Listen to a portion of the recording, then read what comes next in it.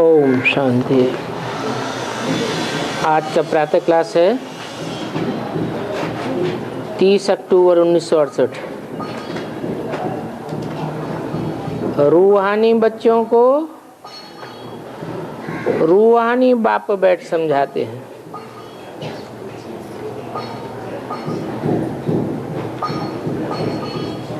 समझाने वाला बाप भी रूहानी और समझने वाले बच्चे भी रूहानी।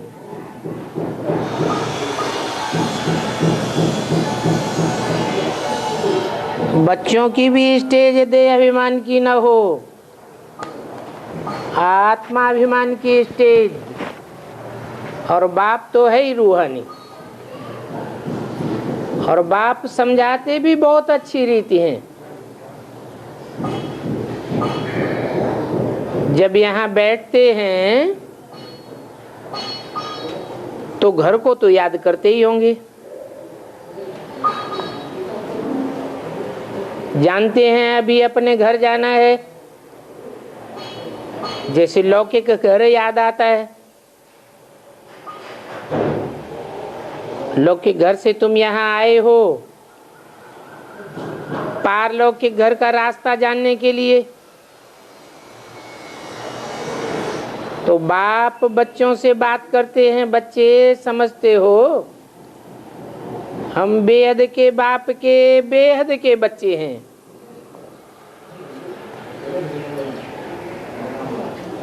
बाप आए ही हैं बच्चों को घर ले जाने। तो देखो ये पारलौकिक बाप कैसे बैठ पूछते हैं, मीठे मीठे बच्चे घर जाना है ना,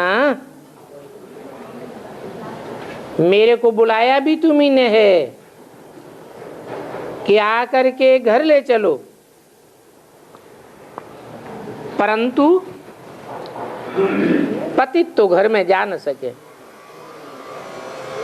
अभी हम पतित हैं तो पावन भी आपको बनाना पड़ेगा। समझते हो घर से हम पहले पहले नई दुनिया में आए थे।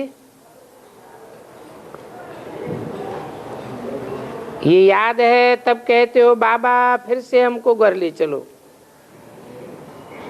क्योंकि घर का पता नहीं है बच्चों को। और बात कितनी छोटी सी है। सभी आत्माएं बाप को पुकारती हैं, बाबा आकर के हमको अपने घर ले चलो। यहाँ तुम पराई रावण राज्य में बैठे हो और ये सारा ही रावण राज्य है।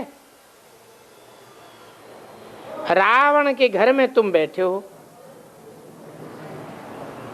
तुम सब सीताएं हो, एक सीता की बात नहीं है। तुम जानते हो जो भी मनुष्य मात्र हैं, स्त्री व पुरुष सभी में आत्मा है, और वो आत्माएं सभी एक बाप के बच्चे हैं। पहले तो तुमको ये पता ही नहीं था, क्योंकि सभी रावण के जेल में फंसे हुए थे। तुम अपन को कैदी समझते हो। मनुष्य कैद में दुखी होते हैं, गर्भ में भी सजा भोगते हैं तो दुखी होते हैं। उसको गर्भ जेल कहा जाता है। सतयुग में तो होता है गर्भ महल। यहाँ गर्भ जेल में बहुत दुख मिलते हैं, इसलिए कहते हैं बाहर निकालो। अभी हम पाप आदि नहीं करेंगे, अब हम जेल में नहीं आवेंगे। यहाँ भी मनुष्य जब दुखी होते हैं तो पुकारते हैं। ये है ही पति दुनिया। जरूर पावन दुनिया सतयुग थी तो पुकारते हैं बाबा पतित पावन आओ। अभी जो खुद ही पुकारते हैं वो पावन दुनिया की स्थापना तो कर नहीं सकते। बापूजी भी पुकारते थे, हे पतित पावन आओ, तो वो खुद राम राज्य कैसे स्थापन करेंगे? अभी तो राम राज्य और रावण राज्य के अर्थ को भी समझ गए हो। आधा कल्प है राम राज्य, उसको कहेंगे ईश्वरीय राज्य, और अभी है आसुरी राज्य। अभी बाप आए हैं ईश्वरीय राज्य में अर्थात स्वर्ग में ले जाने के लिए। तो यहाँ तुम बच्चे बैठे हो तो नाली अंदर में मंथन होनी चाहिए। समझते हो हम यहाँ आए हैं नई दुनिया में अर्थात स्वर्ग में जाने के लिए। अभी तुम बच्चों को समझ पड़ी है, आगे इतनी समझ नहीं थी। अभी समझते हो आधा कल्प रावण राज्य में हम बंद थे, विषय सागर में गोते खाते थे। क्षीर सागर तो स्वर्ग को कहा जाता है और विषय सागर नरक को कहा जाता है। त्रेता को भी पूरा स्वर्ग नहीं कहा जाता, उसे सेमी स्वर्ग कहेंगे। अभी तुम बच्चों को सारी रचना की आदि मध्य अंत की नाजी मिली हुई है, पहले थोड़े इन बातों का पता था, कब कोई ने सुनाया भी नहीं। पहले तुम बाप को जानते थे, अच्छा अपनी आत्मा को जानते थे। आत्मा भ्रकुटी के बीच में सितारा मिसल है, बस सिर्फ इतना जानते थे कि आत्मा सितारा है। बाकी ये थोड़ा ही मालूम था इतनी छोटी सी आत्मा में 84 जन्मों का पार्ट भरा हुआ है। और ये थोड़े जानते थे कि मैक्सिमम और मिनिमम कितने जन्म लेते हैं। अभी बंदर खाते हो, आत्मा कितनी छोटी चीज, परंतु एक भी मनुष्य अपन को आत्मा जानते नहीं है। आत्मा रियलाइज नहीं करते हैं कि आखिर आत्मा क्या चीज है। अभी तो तुम समझते हो हमारी आत्मा में सारा पार्ट भरा हुआ है। और ये भी जानते हो 84 जन्म कोई सभी थोड़े ही लेते हैं, कोई तो एक जन्म भी लेते हैं। अब देखो आत्मा कितनी छोटी है, उसमें सारा पार्ट भरा हुआ है। बाबा ने समझाया है तुम 84 जन्म कैसे लेते हो। पार्ट बजाने वाली तो आत्मा ही है, और आत्मा अकेली क्या करेगी, शरीर द्वारा पार्ट बजाती है। सतयुग में आत्मा एक ही शरीर लेकर 150 वर्ष पार्ट बजाती है, जैसे शूट होता जाता है। फिर 5-4 वर्ष बाद वो रिएक्ट चलेगी। तुम भी अभी पुरुषार्थ करते हो ये लक्ष्मी नारायण बनने के लिए, यहां तुम आए ही हो यह बनने के लिए। पहले सत्यनारायण की कथा सुनते थे, परंतु वो कथाएं तो सब झूठ है। अमरनाथ पार्वती की कथा सुनते थे, परंतु सुनाते क्या थे वो किसी को पता नहीं है। अमरपुरी का मालिक बनाना वो भी कैसे सो किसी को पता ही नहीं। द्रौपदी के लिए दिखाते हैं कि वो पुकारती थी कि हमको नग्न होने से बचाओ। अच्छा फिर क्या करेगी? और नग्न होने का अर्थ क्या था वो भी नहीं जानते। क्या तुम पहले समझते थे? ये मालूम था कि यही फिर लक्ष्मी बनने वाली है, जो फिर 21 जन्म कब नग्न नहीं होगी। अभी तुम जानते हो और खुद पुरुषार्थ भी करते हो, भविष्य में ऊंच पद पाने के लिए। बाकी भक्ति मार्ग की कथाएं तो ढेर की ढेर सुनते आए, तीसरी की कथा भी सुनाते हैं, परंतु तीसरे नेत्र की कथा ये कोई नहीं जानते, अर्थ भी किसी को पता नहीं है। अभी तुम जानते हो कि तुमको ज्ञान का तीसरा नेत्र मिला है। 30 अक्टूबर 68 की वाणी का दूसरा पेज। बाप आकर ज्ञान का तीसरा नेत्र तुमको देते हैं, जिससे तुम सृष्टि के आदि मध्य अंत को जान जाते हो। और ये ड्रामा कैसे चक्कर लगाता है, कितनी इसकी आयु है, ये तुम जानते हो। टाइम भी तुम देते हो, सतयुग को इतने वर्ष, त्रेता को इतने वर्ष, भक्ति मार्ग में तुम लाखों वर्ष कहने लग पड़े। तो देखो ये ड्रामा ही ऐसा बना हुआ है। अभी तुम यहाँ सुनते हो तो जानते हो कि भक्ति और ज्ञान में रात दिन का फर्क दिखाई पड़ता है। कहते भी है ना, इसमें तो रात दिन का फर्क है। ऐसे क्यों कहा जाता है? रात को तो रात और दिन को दिन कहा जाता है। इसमें दिन और रात की क्या फर्क है वो कोई जानती नहीं है। रात और दिन की भेंट की भी नहीं जाती है। फिर ऐसा क्यों कहते हैं? है तो ये बेहद की बात। आधा कल्प सत्युग त्रेता, उसमें तुम राज भाग पाते हो, उसको कहा जाता है दिन। फिर आधा कल्प तुम भक्ति में आते हो, उसको कहा जाता है रात। बाप आकर तुमको समझाते हैं अभी फर्क देखो, ज्ञान को दिन कहा जाता है, भक्ति को रात कहा जाता है।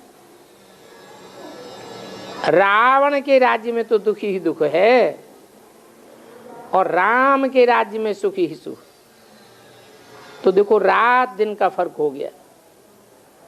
यहाँ भी तुम आते हो स्वर्गवासी बनने के लिए, तो कितनी खुशी से आते हो। तुम्हारी खुशी गाई हुई है।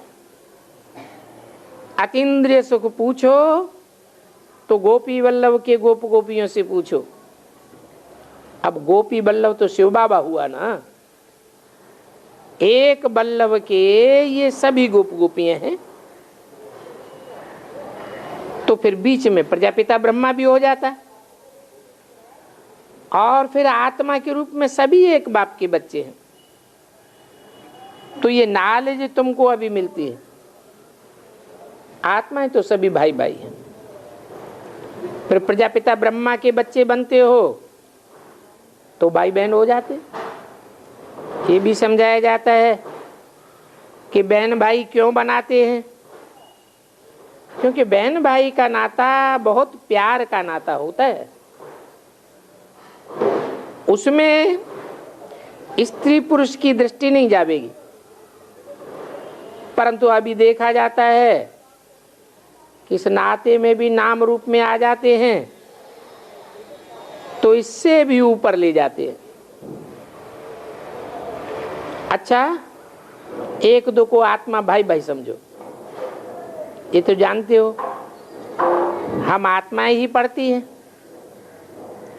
और परमपिता परमात्मा हमको पढ़ाते हैं। आत्मा को ये कान मिले हुए हैं सुनने के लिए। असल में तो तुम आत्मा हो ना, हाथ पांव नाक आंख कान तो नहीं हो ना, परंतु अपन को देह समझ बैठे हो। अच्छा, फिर प्रश्न उठता है, क्या सतयुग में भी हम अपन को आत्मा समझ बाप को याद करेंगे? नहीं,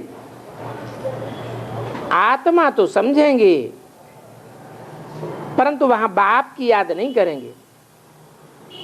ये अभी के लिए है, क्योंकि अभी तो तुमको पतित से पावन बनना है। वहां तो देवताएं पावन ही होते हैं, एवर पे और बाप को याद करने की दरकार ही नहीं। वहां कोई देहाभिमानी होकर के नहीं चलेंगे।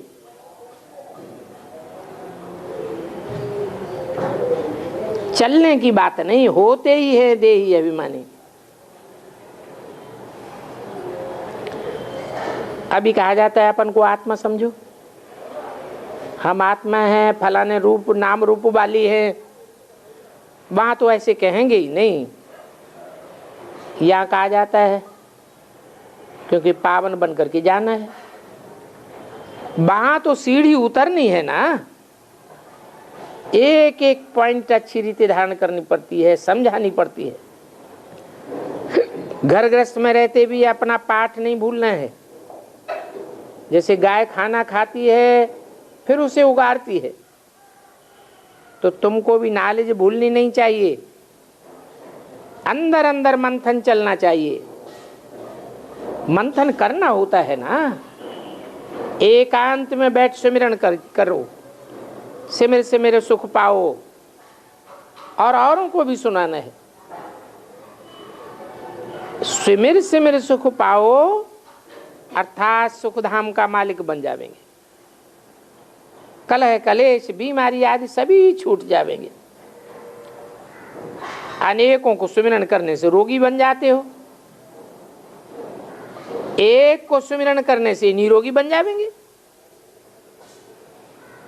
उनको कहा जाता है सुखधाम। अभी तो सब तमो प्रधान है। ये है दुखधाम, रावण राज्य, नरक। और सतयुग को कहा जाता है स्वर्ग। तो सुख और दुख में रात दिन का फर्क है। कोई चीज होती है कहेंगे 8 आने गज है और ये 55 रुपए गज है, तो रात दिन का फर्क हो गया ना। तो तुमको भी समझना चाहिए कि ये स्वर्ग और नरक में रात दिन का फर्क क्या होता है। स्वर्ग में तो सदैव सुखी ही सुख है, वहां दुख का नाम निशान नहीं होता, और नरक में सदैव दुखी ही दुख है। वहां है अपरम अपार सुख और यहाँ है अपरम अपार दुख। तो ये नरक है। तो मूल बात है नरक और स्वर्ग, वो समझना है। स्वर्ग कितना समय चलता है और नरक कितना समय चलता है। बाप तुम बच्चों को बहुत सुख देते हैं, बाप स्वर्गवासी बनाते हैं। समझना चाहिए हम स्वर्ग के कितने अथाह सुख देखते हैं। वहां तो दुख ही दुख है। नरक में दुख नहीं होगा तो और क्या होगा। फिर भी तुम यहां आते हो तो उस दुनिया का कुछ भी याद नहीं पड़ता है।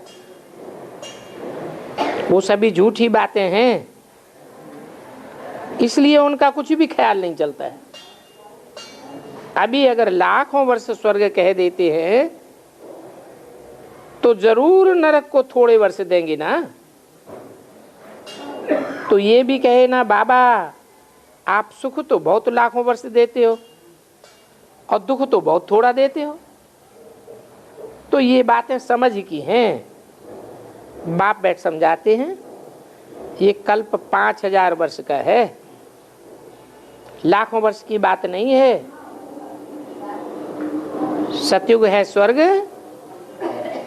कहेंगे 16 कला संपूर्ण। फिर दिन प्रतिदिन मनुष्य वृद्धि को पाते रहते हैं। तो पहले जरूर थोड़े होंगे, बाद में वृद्धि होती जाती है। उन्हों को कहा जाता है आदि सनातन देवी देवता धर्म। थोड़े हैं ना। 30 अक्टूबर 68 की वाणी का 3रा पेज। नानक ने भी कहा है मानुष्य देवता की एक रतन लागी बार। कब की बात है, सुनते तो रहते हैं। भगवान ने मनुष्य को देवता, नरक को स्वर्ग बनाया, परंतु ग्रंथ पढ़ने वाले ये थोड़े ही समझते हैं। है तो बहुत क्लियर बात।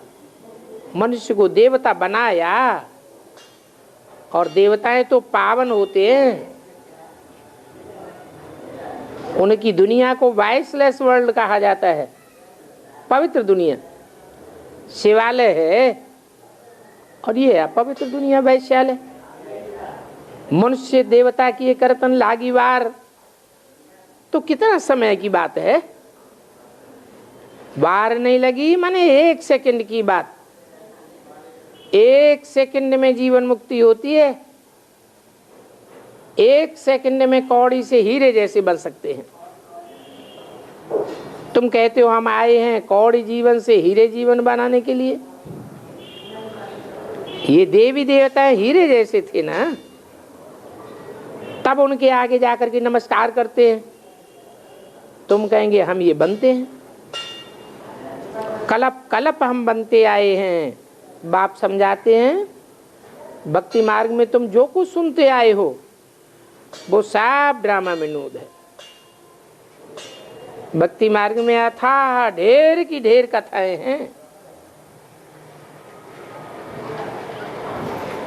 परंतु वो कथाएं और कहानियां कहाँ की यादगार हैं? इस संगम युग की यादगार है। अब तुमको तो सिर्फ याद करना है हम आत्मा हैं, और अपने बाप को याद करना है। बाबा आया हुआ है, बस बाबा कहना कितना मीठा हो जाता है, और सीधा अक्षर है। वो सभी का बाप परमधाम से आया हुआ है।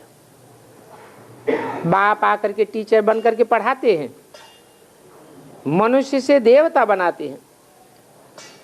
बाप कहते हैं तुम पतित तो हो गए हो ना, कहते भी हो पतित पावन आओ, तो क्या तुमको गंगा व पानी का सागर याद आता है? परम पिता परमात्मा को याद करते हो ना। आत्मा अपने बाप को याद करती है। आत्मा एक हद का बाप और दूसरा होता है बेहद का बाप। वो सभी आत्माओं का बाप है, परंतु यथार्थ रीति कोई भी नहीं जानते, ना अपन को और ना बाप को समझ सकते हैं। ऐसे ही सिर्फ तोते मिसल कह देते हैं आत्मा परमात्मा, इसलिए जानवरों मिसल कहा जाता है, क्योंकि समझते तो कुछ भी नहीं, सिर्फ बुलाते रहते हैं बाबा आओ। कहते हैं भगवान सर्वव्यापी है, ठिक्कर भीतर में है, तो फिर ठिक्कर भीतर को बोलो ना कि हे ठिक्कर भीतर आप बाबा बन जाओ। अपन पर तो लज्जा आनी चाहिए कि हम रावण के संग में कैसे बंदर बुद्धि बन गए, भूलड़े रीछ आदि क्या क्या बन गए, बिल्कुल ही बेसमझ। बाबा खुद कहते हैं हमने तुमको कितना समझदार बनाया, पर तुम इतने बेसमझ बन पड़े हो। पहले तुम कितने समझदार थे, अभी तो बिल्कुल बेसमझ बन पड़े। जब से भक्ति शुरू हुई ये उल्टी बातें सुनते सुनते बिल्कुल उलट गए। अभी बाप बैठ समझाते हैं पहले पहले अब बेविचारी भक्ति थी, शिव को ही पूजते थे। जिस शिव ने तुमको पूज्य बनाया उनकी पुजारी बन भक्ति की, ये तो समझ की बात है ना।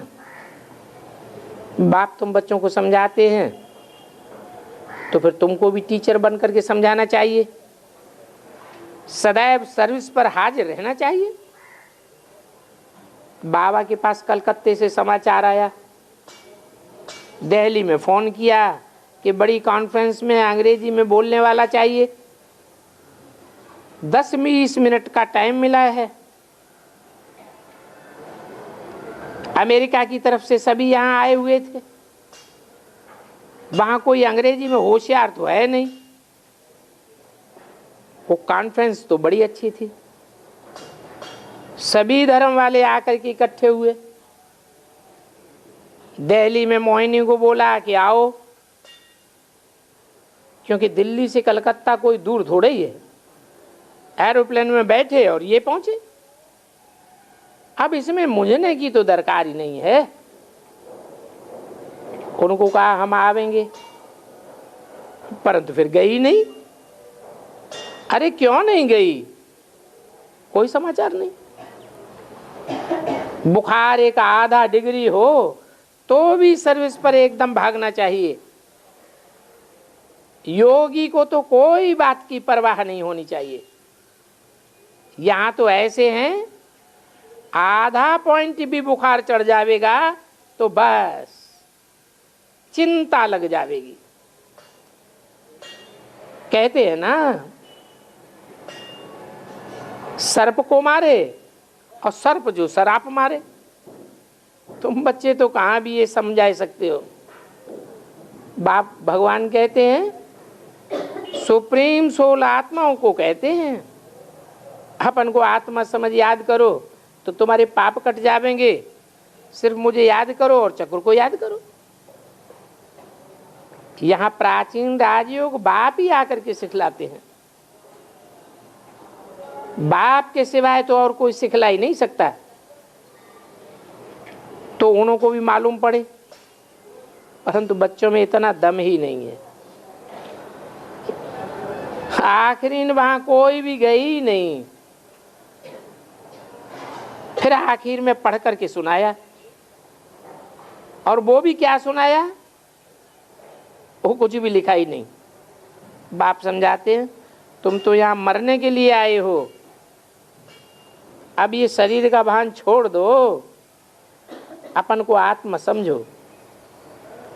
यहाँ मरना है ना, अपन को आत्मा समझते समझते ही घर जाना है। देह तो याद नहीं आनी चाहिए। एक बाप को याद करना है। बाप आते ही है जीते जी मरना सिखाने के लिए, तो इस शरीर को भूल जाना है, इससे अलग होना है। तुमको काल नहीं खावेगा, ये प्रैक्टिस यहाँ करनी है। याद करते करते तुम शरीर छोड़ मेरे पास आ जाएंगे। कोई की याद आई तो पुनर्जन्म लेना पड़ेगा। पिछाड़ी को सजा बहुत खाते हैं, फिर भी पद छोटा मिलेगा। मोचरा न खाने वाले ही ऊंच पद पावेंगे। जितने जास्ती मोचरे खावेंगे उतना नीच पद होता जाएगा। बाप इस शरीर द्वारा बैठ समझाते हैं, मैंने इस शरीर में प्रवेश किया है, इनकी भी वानप्रस्थ अवस्था है।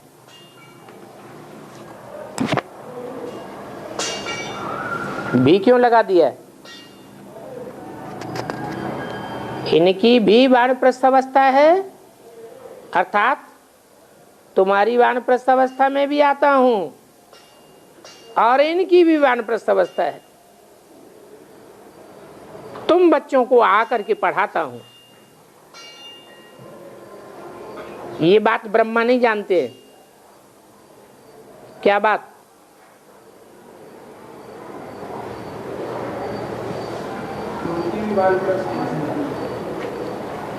नहीं, इनकी वानप्रस्थ अवस्था है वो तो जानते, लेकिन मैं तुम बच्चों को आकर पढ़ाता हूं, इनको नहीं पढ़ाता हूं।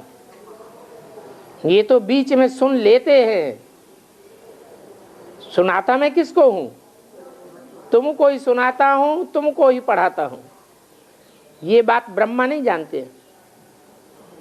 इनमें बाप प्रवेश होकर के पढ़ाते तो हैं, नहीं तो कैसे पढ़ावे? उनको सुख तो मुख तो चाहिए ना। मनुष्यों ने गौमुख पर जाने के लिए कितने धक्के खिलाने की बात कर दी। कितना दूर दूर गौमुख पर जाते हैं। यहां भी एक गौमुख है, 700 सीढ़ियां हैं और हैं सभी फालतू, और सिर्फ पत्थर का गौमुख बनाया हुआ है।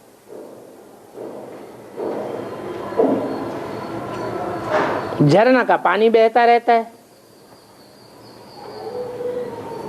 और झरने का पानी गर्म भी निकलता है, ठंडा भी निकलता है। अभी तुम तो समझते हो कि गौमुख किसको कहा जाता है। वो जानवर गौमुख की बात नहीं है, ये तो नॉलेज की बात है। जानवर कोई नॉलेज बैठ सुनावेगा क्या? तो बाप इन द्वारा बैठ समझाते हैं। वो फिर आप समझ करके कितने धक्के खाते हैं, ये वास्तव में ज्ञान की बात है। उन्होंने फिर कृष्ण को नॉलेजफुल कह दिया। अब कृष्ण को याद करना तो बहुत सहज है। सजा सजाया सतो प्रधान बच्चा, भक्ति मार्ग में तुम कृष्ण को बहुत याद करते रहे। कृष्ण के लिए तो तुम भक्ति मार्ग में जैसे मरते थे, जैसे वो भूख हड़ताल आदि करते हैं, तुम भी हड़ताल करते हो, 7 रोज खाते पीते नहीं हो। ये कोई मालूम नहीं रहता कि कृष्ण मिलेगा व नहीं मिलेगा, मुफ्त में ही हड़ताल करते रहते। उन लोगों को तो फिर भी कुछ हड़ताल करने वालों को मिल जाता है, भक्ति मार्ग में तो कुछ भी नहीं मिलता। उन हड़ताल करने वालों को आकर छुड़ा लेते हैं, तुमको तो न कोई छुड़ाते हैं और न कुछ मिलता है। अभी बाप कहते हैं तुम बच्चे अपन को प्रिंस प्रिंसेस समझो। बाबा को तो बहुत खुशी होती है, मैं ये बनूंगा। पढ़ाई तो ये भी पढ़ते हैं और तुम भी पढ़ते हो, इनको तो बहुत खुशी रहती है। कहते हैं मैं बूढ़ा हूं, फिर भी मेरे अंदर देखो कितनी खुशी रहती है। हम ये पढ़ाई से ये लक्ष्मी नारायण बनेंगे, पहले तो जरूर प्रिंस बनेंगे ना, बाद में लक्ष्मी नारायण बनेंगे। परंतु तुम बच्चे क्यों भूल जाते हो? तुम्हारी आत्मा में तो बुद्धि है ना, तो ख्याल करो। ओहो, हम आत्माओं को बाप पढ़ाते हैं। आप खुद कहते हैं मैं साधारण तन में प्रवेश करता हूं।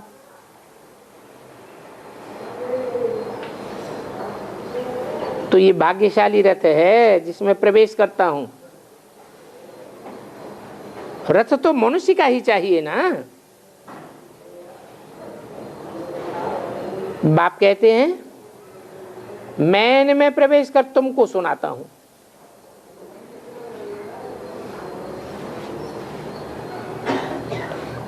और ये भी सुनते जाते हैं। मैं इनको नहीं सुनाता हूं। किसको सुनाता हूं? तुमको सुनाता हूं। इनको क्यों नहीं सुनाता है? नहीं, ये बच्चा बुद्धि है। कृष्ण को जो पूजते हैं बच्चे के रूप में पूजते हैं या बड़े रूप को पूजते हैं? तो बच्चा बुद्धि हुआ ना। बच्चा क्या समझेगा? तो मैं तुमको सुनाता हूं, ये बीच में सुन लेते हैं। ये भी नर से नारायण बनने की नाली सुन रहे। सभी से नंबर 1 पतित और वानप्रस्थ अवस्था में प्रवेश करता हूं।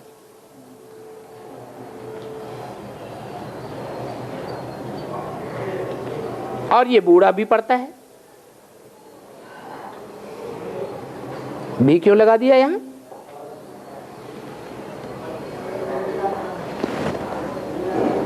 पढ़ते तुम भी हो और पढ़ता ये भी है, लेकिन ये बच्चा बुद्धि की पढ़ाई पढ़ता है और तुम समझदारी की पढ़ाई पढ़ते हो। दिल में है मैं भी नर से नारायण बनता हूं। कौन? यह या तुम? है? यह नहीं बनता नर से नारायण, ये नर से प्रिंस बनता है और तुम बाद में नारायण बनेगा।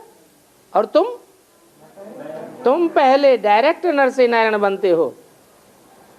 सतयुग में हम महलों में जावेंगे, भगवान पढ़ाते हैं, तो भगवान जो कुछ पढ़ावेंगे उसमें कोई गड़बड़ी की बात थोड़ी ही हो सकती है। ऊंचते ऊंच तो भगवान है ना, और हम भी तो स्टूडेंट्स हैं, सभी आपस में भाई भाई हैं, एक बाप से पढ़ते हैं विश्व का मालिक बनने के लिए। तो इतनी खुशी है। कई कहते हैं खुशी तो होती है परंतु हम तो बंधन में हैं। बच्चों का बंधन है, पति का बंधन है, बाप कहते हैं भले बंधन है तो भी पढ़ना तो है ना। और पढ़ाई भी क्या, सिर्फ कहते हैं मुझे याद करो, इसमें बंधन क्या करेगा? मन को कोई बांध सकता है क्या? बांध सकता है? मन को तो बांध नहीं सकता। तो याद करने में बंधन की बात क्या आती है?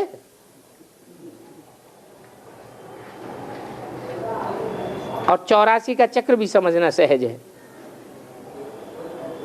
और फिर भिखारी भी नहीं बनना है, परंतु देखा जाता है लाचारी पकड़ लेते हैं तो बाप कहते हैं तुम्हारा कोई दोष नहीं, क्योंकि तुम परवश हो, इस जन्म को छोड़ दो।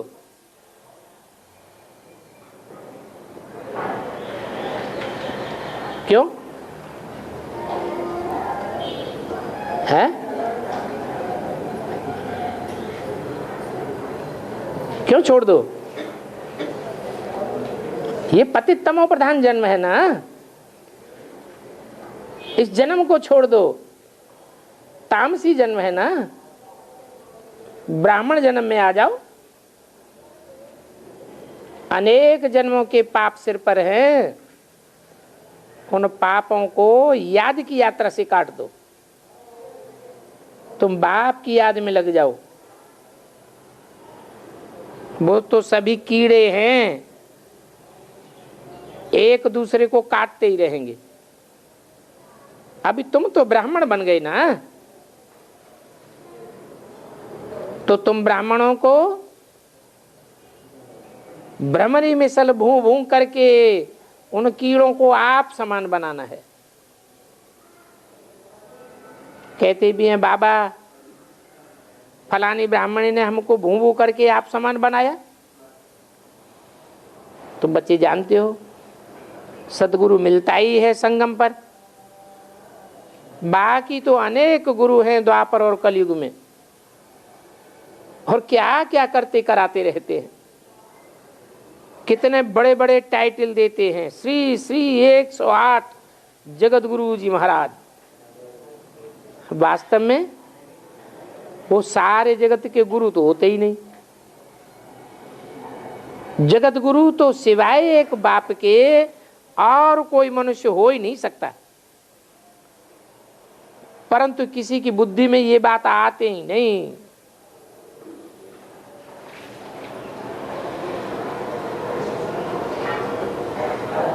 जदगुरु अर्थात सारी सृष्टि का गुरु,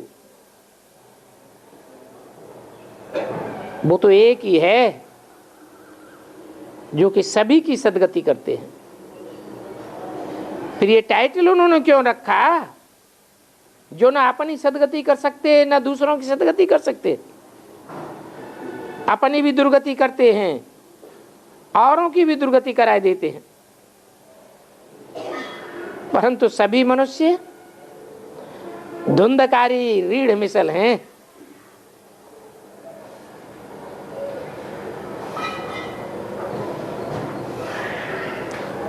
गधे का भी मिसाल देते हैं, कितना भी श्रृंगार करो मिट्टी में मैला हो जाएगा। बाप भी इतना श्रृंगार करते हैं, ये बनने के लायक बनाते हैं। क्या बनने लायक, क्या बनने लायक बनाते हैं? यह बनने लायक माना लक्ष्मी नारायण बनने लायक बनाते हैं, नर से नारायण बनाने लायक बनाते हैं, फिर भी सारा श्रृंगार गंवाई देते हैं। माया एक ही थप्पड़ से सारा श्रृंगार उड़ाई देती है। इसलिए रावण के सिर पर गधा दिखाते हैं।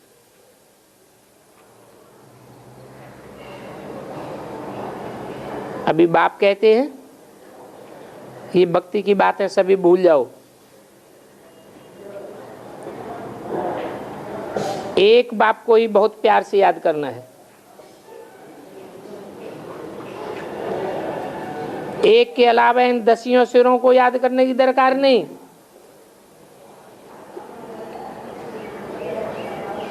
एक के अलावा बाकी तो सब खलास हो जाएगा, सब मिट्टी में मिल जाएगा, कोई के भी हाथ में कुछ भी नहीं आवेगा। गायन भी है मिरवा मौत मलू का शिकार,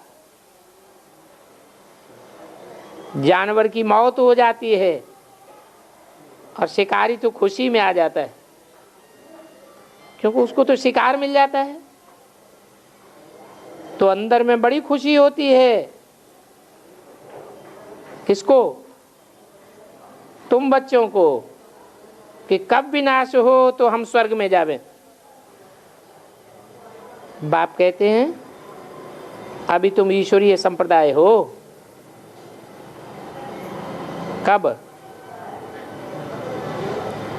अभी संगम युग में, फिर सतयुग में तुम दैवी संप्रदाय बन जाएंगे। तो ग्रेड कम हो जाएगा या बढ़ जाएगा? है ईश्वर बड़ा या देवता बड़े? ईश्वर बड़ा। अभी तुम ईश्वरीय संप्रदाय, फिर दैवी संप्रदाय बनेंगे तो डिग्रेड हो जाएंगे, डिग्री कम हो जाएगी ना। अभी तो तुमको भगवान आकर के पढ़ाते हैं, है? भगवान आकर के पढ़ाते हैं। एक तो स्कूल में पढ़ने जाना होता है, और फिर स्कूल का टीचर या हेडमास्टर आकर के हमारे घर में पढ़ाए तो मर्तबा बढ़ जाता है घट जाता है? टीचर घर में आकर के पढ़ाए, राजाओं महाराजाओं के बच्चों को घर में आकर पढ़ाते हैं, पढ़ाते हैं ना, तो तुम कितने भाग्यशाली हो। भगवान वाच, मैं तुमको राजाओं का राजा बनाता हूं। वो गीता सुनाने वाले तो ऐसे ही तोते मिसल सिर्फ सुनाते रहते हैं, समझते तो कुछ भी नहीं है। अच्छा, मीठे मीठे सिकिंदे रूहानी बच्चों को रूहानी बाप दादा का याद प्यार गुड मॉर्निंग। रूहानी मीठे मीठे बच्चों को रूहानी बाप का नमस्ते, ओम शांति। थे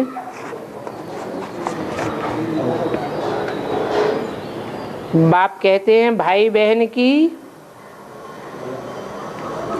अथवा बहन बहनों में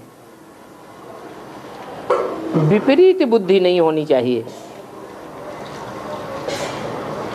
विपरीत बुद्धि होते हैं तो समझा जाता है कि एक बाप के बच्चे नहीं हैं। अगर एक दो के साथ थोड़ी भी विपरीत बुद्धि है तो जरूर देह अभिमानी रावण के बच्चे बन पड़ते। तुम अभी पुरुषार्थी हो ना, महारथी घोड़े सवार प्यादे तो गाए जाते। विपरीत बुद्धि होने से देह अभिमानी बन जाते हो। तुम कहते हो कि हम तो 8 के दानों में जावेंगे, श्री नारायण दी फर्स्ट सेकंड गाया जाता है ना, परंतु इसमें मेहनत बहुत चाहिए। जरा भी बेइज्जती न हो। बाप के सामने बेइज्जती हुई तो पद नीचा हो जाएगा। थोड़ी भी बेइज्जती न हो, इसको कहेंगे पास विद ऑनर। अब ये तो कितना बड़ा स्कूल है। यादगार में 8 रत्न की माला गले में पहनते हैं।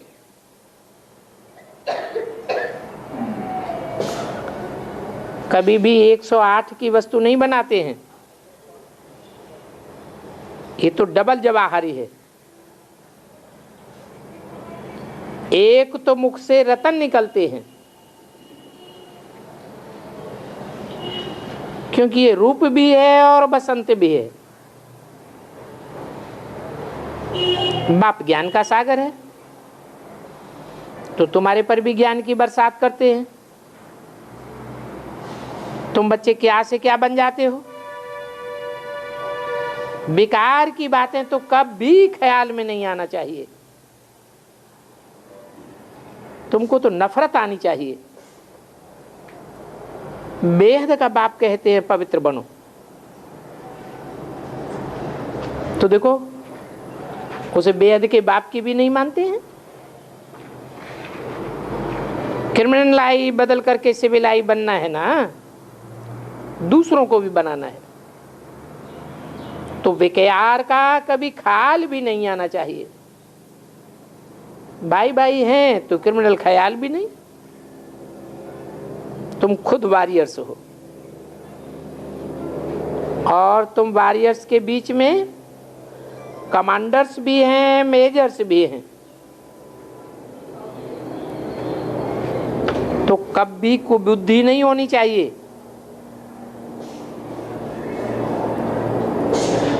कभी भी विपरीत बुद्धि नहीं बनना चाहिए। थोड़ा भी संशय हो तो कदम कदम पर बाप से पूछो। सबसे कड़ा पाप है काम विकार का।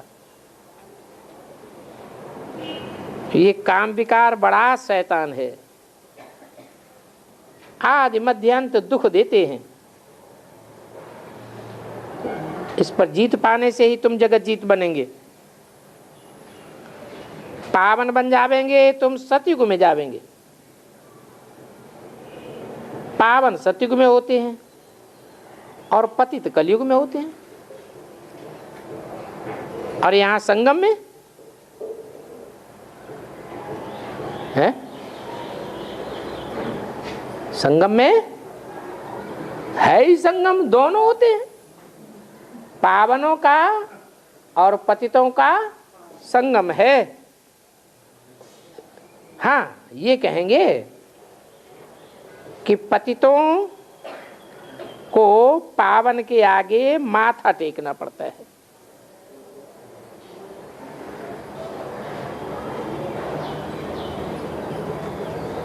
जिनके सामने माथा टेकना पड़ता है, कहेंगे वो सच्चे महात्मा बच्चे हैं। सतयुग में 5 विकारों का किसी को भी पता नहीं है, क्योंकि वहां तो रावण राज्य ही नहीं होता। तो वहां ऐसा संकल्प कैसे आवेगा। तुम बच्चे जानते हो कि ये चक्र फिरता रहता है। ओम शांति।